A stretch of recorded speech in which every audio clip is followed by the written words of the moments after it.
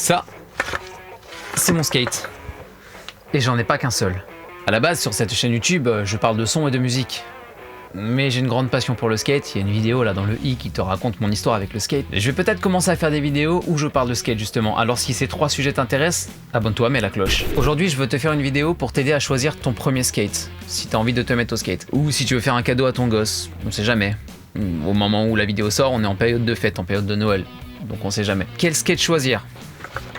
Tu as les petits formats comme ça là, les penny. Bon là il n'y a plus de roues, je les ai mis sur une autre board pour faire un cruiser. Tu as des planches de tailles différentes. Celle-ci c'est une 8, celle-là c'est une 7,75. Tu as les finger skates, si tu veux en faire avec tes doigts. Et bref, tu as toute une flopée de boards qui existent. Selon si tu fais du freestyle, du old school, si tu préfères plutôt cruiser, carver, si tu préfères faire du pump track, si tu es plus à l'aise dans le ball, t'as tout et n'importe quoi qui existe. Et à l'origine, le skate, c'est juste une planche de bois avec des roues de roller. Celle-ci par exemple, j'ai mis les roues du penny dessus et c'est un skate classique. Et en vrai, plutôt que d'acheter une board déjà toute faite, le mieux c'est de te la monter toi-même. Si tu achètes une planche chez Decathlon qui coûte 20, 30, 40 balles, au moment où tu prendras du niveau, tu vas très vite la casser. Alors que si tu prends une planche à 100 balles, c'est du solide. Enfin, ça dépend ce que t'en fais après. Ça, c'est une vieille planche récupérée à la rue, une board pour enfants. J'imagine que niveau budget, c'était pas trop ça. Les roulements sont usés comme pas possible et ne roulent pas. Ils sont bons à changer, on va en parler. Quand je me suis remis au skate, je suis allé dans un skate shop et le mec m'a demandé ce que je voulais faire en fait avec ma board. Et je lui ai dit, bah en fait, moi je vais juste d'un point A à un point B, j'ai pas besoin d'un truc de ouf. Et en fait, plus t'apprends à skater, plus t'es à l'aise sur ta board et plus t'expérimentes. Et t'es à l'aise sur les modules, tu commences à rentrer des tricks et tout, et tu vas très vite te rendre compte que ta board ne te convient pas, il va te falloir autre chose. Alors déjà la taille de skate, moi je suis à l'aise sur du 7,50, 7,75. De nos jours les gens skatent plutôt des 8. Au niveau des roulements, on retrouve souvent des roulements avec les normes ABEC 3, ABEC 5, ABEC 7.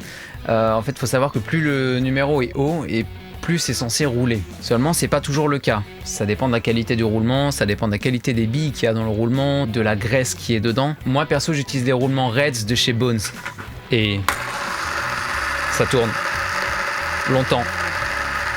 Ça roule très bien. C'est quasiment incassable.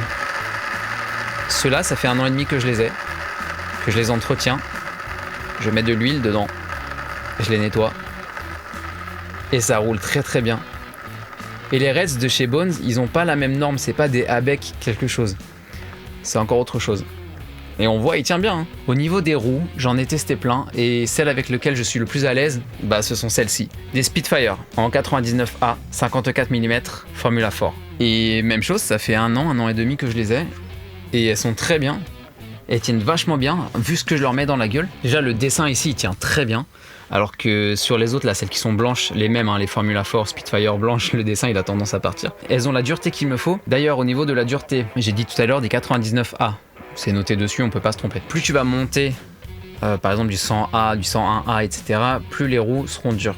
Plus tu vas baisser, genre 95A, 90A, etc., plus elles seront molles. Les roues des penny, elles sont vachement grosses, elles sont vachement molles, et ça c'est pratique pour rouler en ville, c'est pratique pour carver, pour prendre des courbes, pour faire du pump track ou quoi. Donc si tu veux faire du ball, si tu veux faire de la courbe, si tu veux faire du pump track, privilégie des roues molles. Ici les roulements, bah on voit qu'ils sont pas dingues.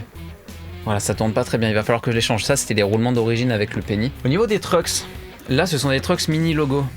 Je les ai cassés au bout d'1 an. Je les ai cassés, j'ai dû changer des choses qu'il y a là, la chaussette ou je sais plus quoi. Je suis donc repassé sur des trucks independent, indie pour les intimes. Mes boards c'est des 0.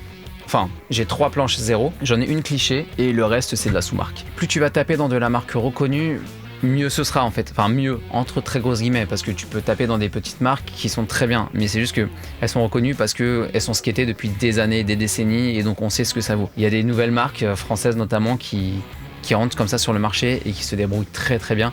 Il y a des marques un peu moins connues aussi qui commencent à vraiment se démarquer, ça fait une répétition, mais qui commencent vraiment à sortir du lot et c'est très cool. Moi j'ai une préférence pour Blind, Cliché et 0 parce que c'est ce que je skatais quand j'étais gosse, quand j'étais ado. Donc voilà, je suis resté dessus. Mais honnêtement, pour ma prochaine, je pense que je vais peut-être tester une Santa Cruz ou une Jart ou quelque chose comme ça. Avec ton skate, il va te falloir des accessoires. On a ce qu'on appelle un tool. Un tool, c'est un outil. En anglais, ça s'appelle un tool. C'est un espèce de T comme ça, avec 3 tailles différentes. Et également une petite clé avec, donc là en haut, c'est une clé Allen.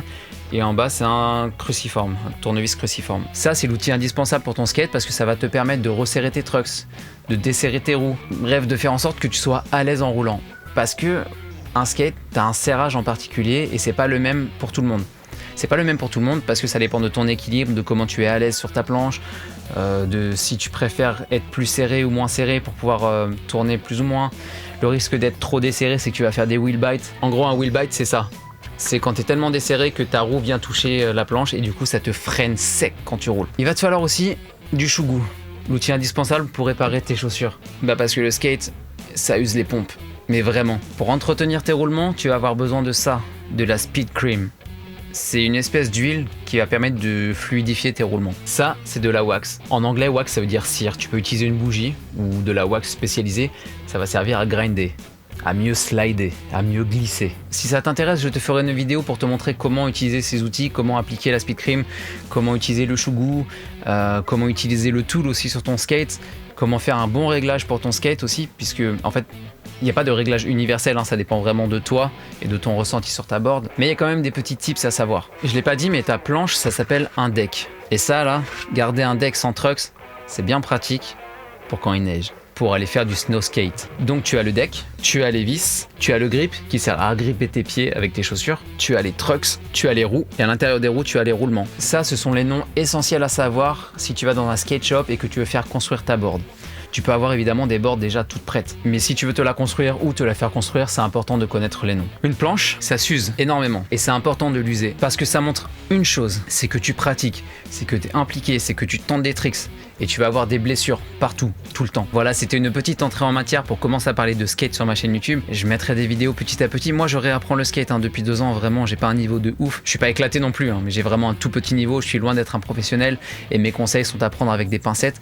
Et en fait, au travers de ces nouvelles vidéos que je vais commencer à faire petit à petit, je vais te montrer comment essayer de progresser un peu plus vite. Voilà, si tu as des questions, n'hésite pas à les mettre en commentaire et je ferai des vidéos au fur et à mesure pour y répondre. Comme ça me fera déjà une première base d'idées sur lesquelles faire des vidéos. Moi, ce que je peux te dire maintenant, c'est achète une board et amuse-toi. Fais tes premiers pas en skate, prends tes premières boîtes, fais-toi mal, tombe, relève-toi. De toute façon, il y a comme ça que tu apprendras. Allez, c'était Skyarm, ciao.